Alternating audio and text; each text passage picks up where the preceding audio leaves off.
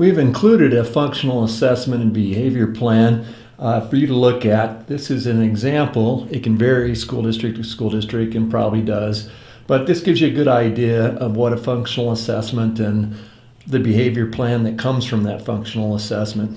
So they start off with some general information. Who's the student, date of birth, grade, age, gender, your address, which school district you're in, what school you're attending, and the date of this notice.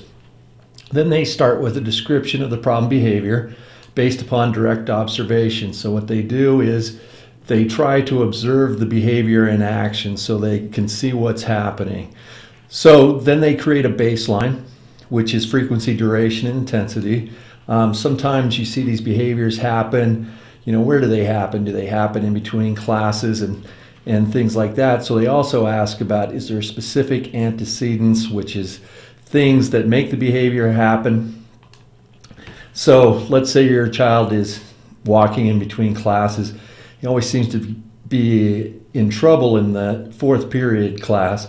Well, what happens between the third and fourth period in the hall? Maybe he has a problem with another student, those type of things. Lots of things are looked at, including all possible factors, including medications, is there problems at home, those type of issues. They also list the current consequences of the behavior, where the child is currently at. Have they been suspended up to their 10 days? Have they been suspended longer than that or expelled? What are the consequences? And then they start looking at what is happening, the function of the behavior problems. What does the student seek to gain or avoid? What would be an alternative behavior which would solve the problem of what the student is trying to gain or avoid?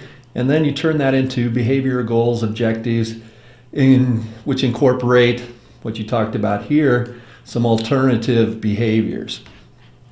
Then there's a list of data collection. How do we go about measuring this to make sure that it's working? If all this looks familiar, it's because it's a lot like an IEP. Then when they start drawing up the goals, which will be included in the IEP, they start talking about positive behavioral interventions, skill building, what can your child control or not control? Is he impulsive? Does he have anger control issues? They look at all those things. Then they look at modifications. What can we do about it?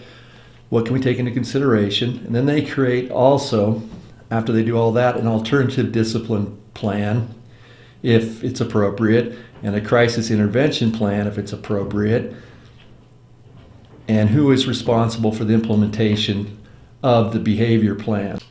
Part of the responsibilities for implementation include informing all parties who work with the student what their responsibilities are, monitoring the progress once again, and data collection, make sure things are working, and modifying or providing modified materials. Over here, a list of people that are responsible for that, who that may be.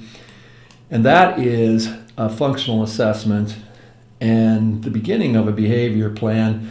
A lot of schools go beyond this. They use different methods. So this is just an example, something for you to look at before you go into the meeting so that you have an idea of what's going to happen.